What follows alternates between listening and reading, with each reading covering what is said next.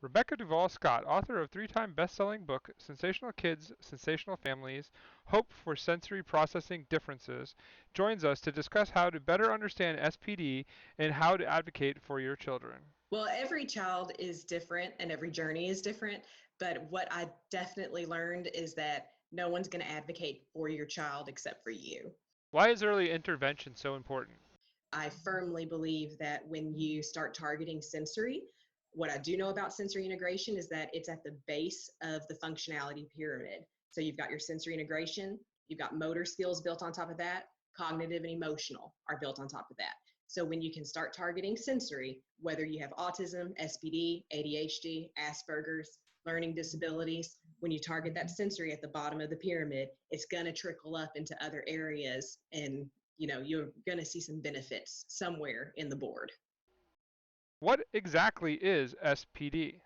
What I've learned about sensory processing disorder, some people might be kind of unfamiliar with what exactly that is, but everyone has a sensory system that takes in the information from their senses, and it organizes it in your brain, decides what's important, what's not, and it outputs a behavioral response. That's what your sensory system does 24 hours a day, every single day of your life.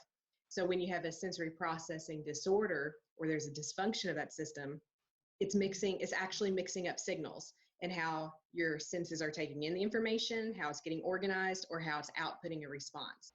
In our discussion about your book, you mentioned seekers and avoiders. Could you give us an explanation of this analogy? We kind of liken it to having a sensory bucket, and everybody needs to keep their bucket at the just right level for their functioning so that they feel good. When you're feeling at your best and optimal, and everything looks great.